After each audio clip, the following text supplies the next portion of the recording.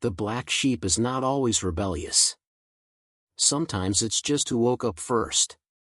There is an idea that almost everyone grows up hearing, without even realizing it: family is everything.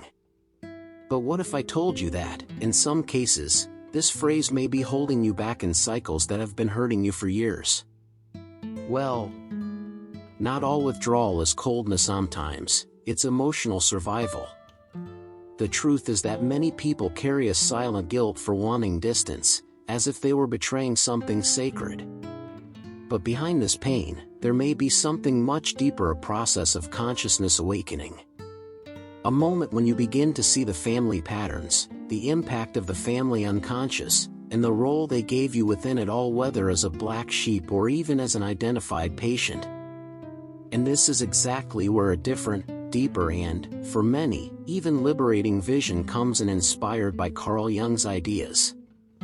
Throughout this video, you will understand why separation, in certain contexts, is not a sign of selfishness, but rather an essential step in the process of individuation and emotional healing.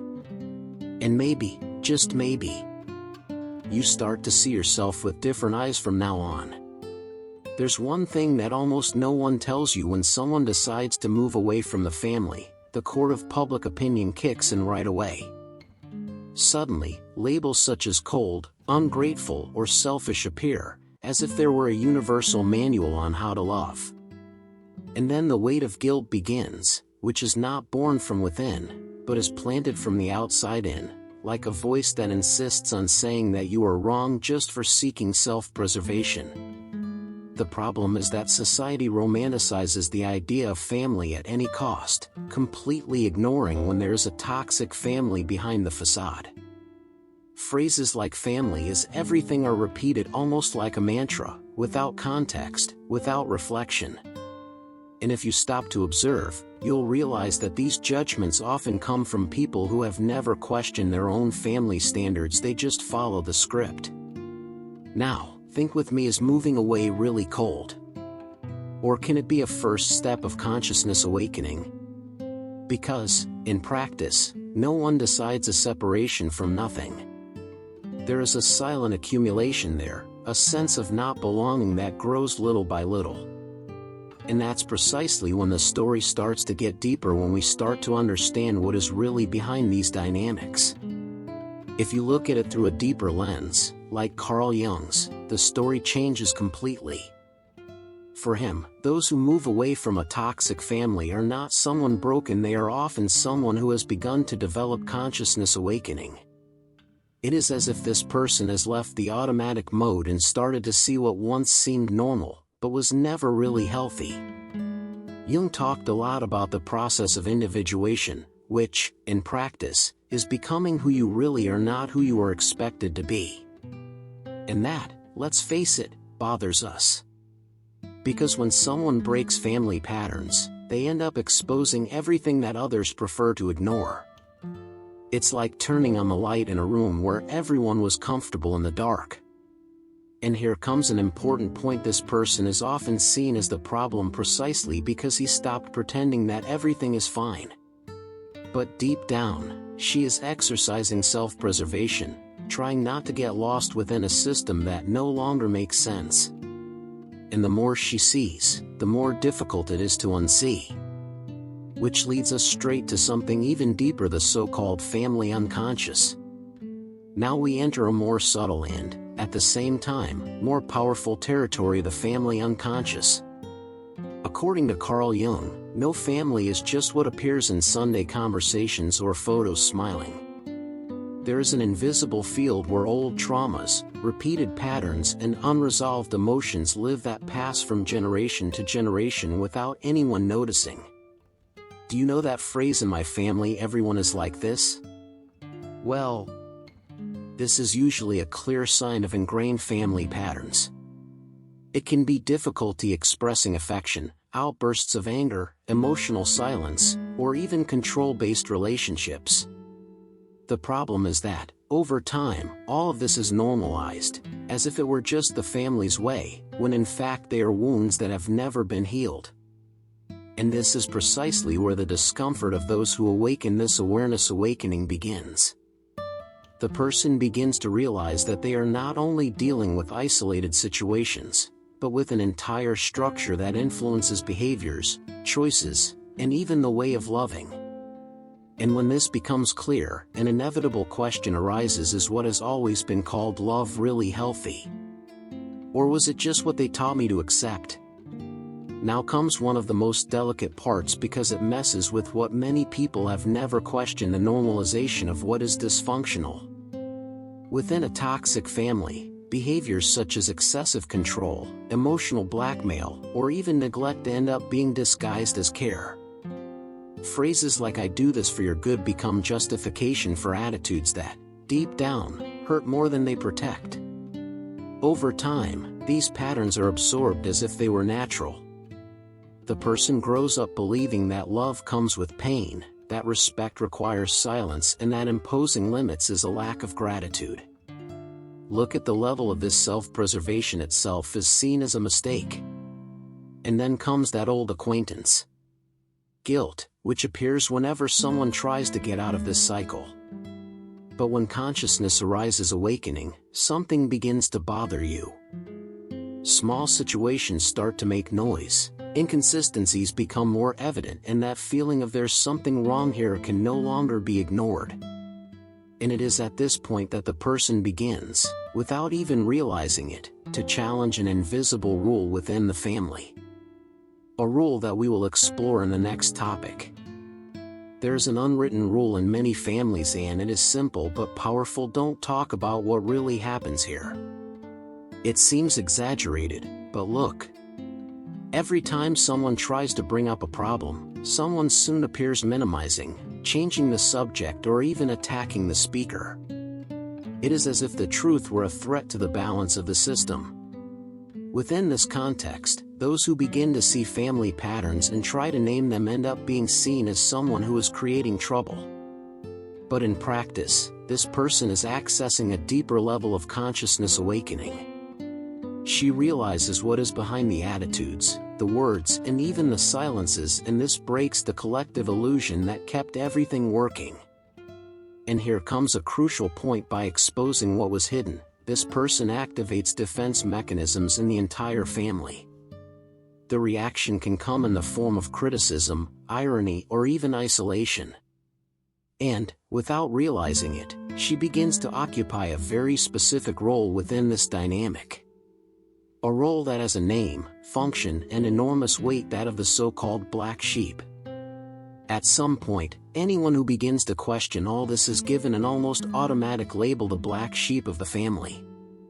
And it's not because you did something wrong, it's just the opposite.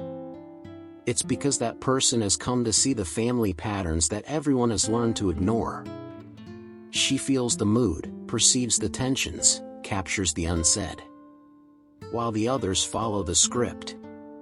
The curious thing is that the black sheep is usually the most sensitive in the system, not the most problematic. It is the one who develops a kind of emotional radar within this family unconscious, capturing inconsistencies that no one verbalizes. But by bringing this to light, she threatens the family's artificial stability, and then the pressure begins to go back to being the way it was before. And it is at this point that things get even more complex. Because, to keep everything as it is, the family needs someone to carry the weight of the imbalance.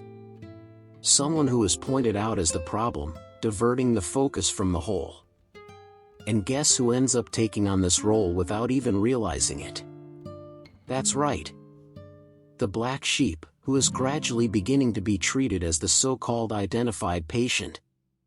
Here the dynamic gains a technical name, but the idea is very simple to understand. The identified patient is the person that the family chooses, even if unconsciously, to carry the label of problem.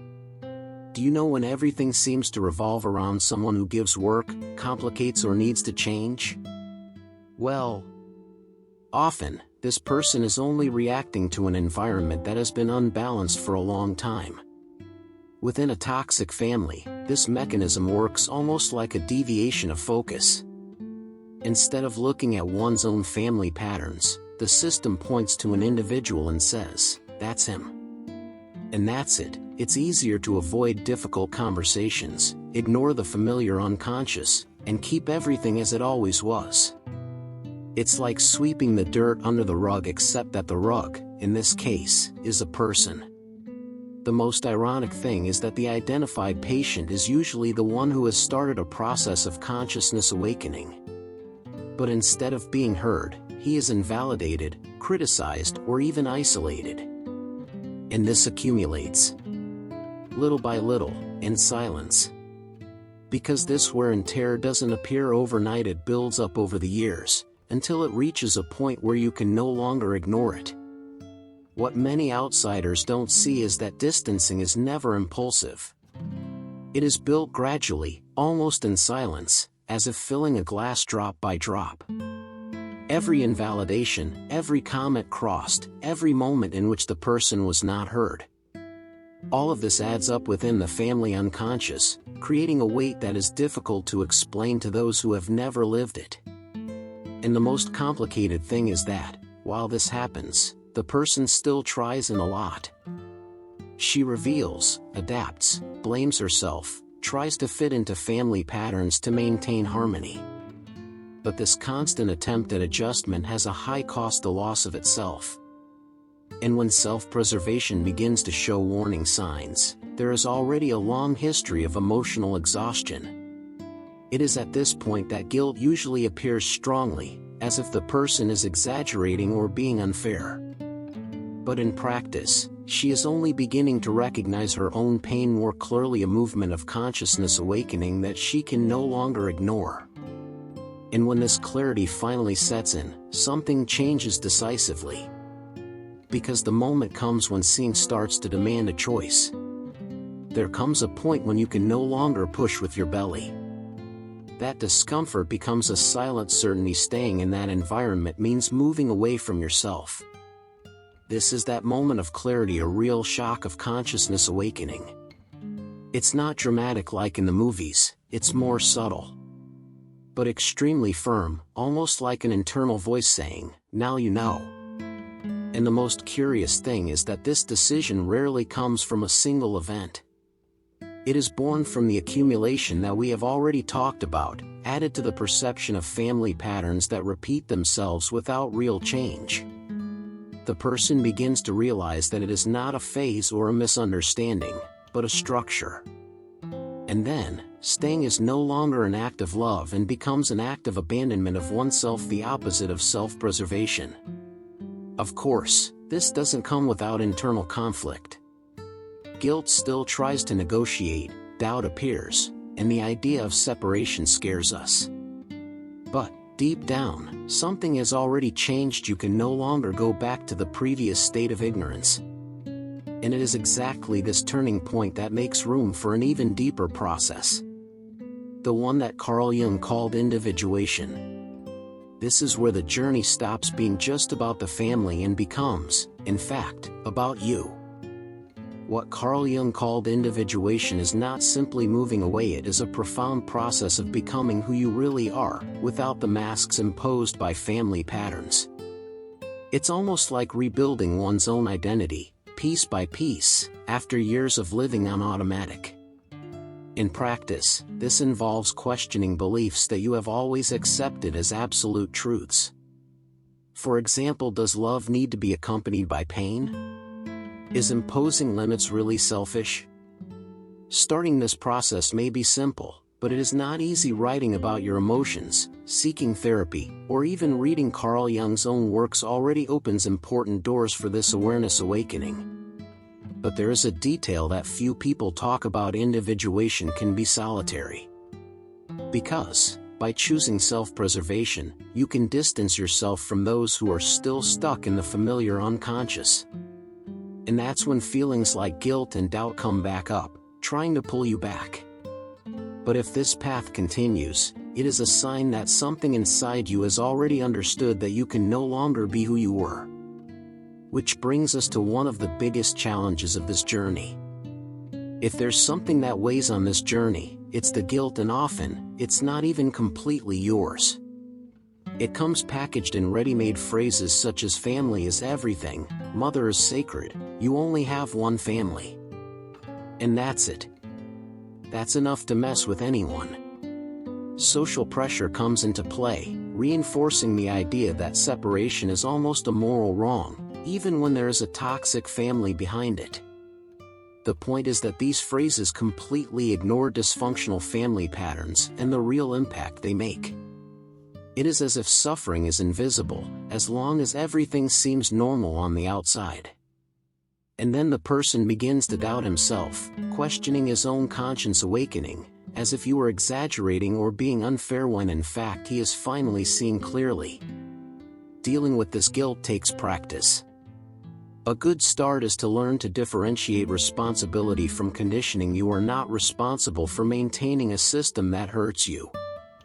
Simple exercises such as writing down everything you feel without a filter or even talking to someone you trust can already help strengthen your self-preservation. And, little by little, this guilt is losing strength, making room for a deeper understanding of what it really means to break up. We have reached a point that many people avoid even naming the cut. But let's put things in the right place. Breaking ties is not an act of hatred, it's an act of self-preservation. When the separation happens after a long process of consciousness awakening, it stops being impulsive and becomes a conscious choice not to continue reproducing the same family patterns. Of course, this doesn't mean blocking everyone overnight or creating an insurmountable emotional wall. Sometimes, the cut is internal. It is to stop exposing yourself, reduce contact, establish clear limits. A practical exercise here is simple and powerful. Define what you accept and what you don't accept anymore and sustain it, even when guilt tries to convince you otherwise. Basically, this movement has a much greater impact than it seems. When someone decides not to remain within a toxic family, they are, in effect, interrupting a cycle that could cross entire generations. It's a real form of emotional healing, not only for yourself, but for everything that comes after. And maybe that's exactly where this journey turns into something even bigger. Something that begins with pain, but can end in freedom.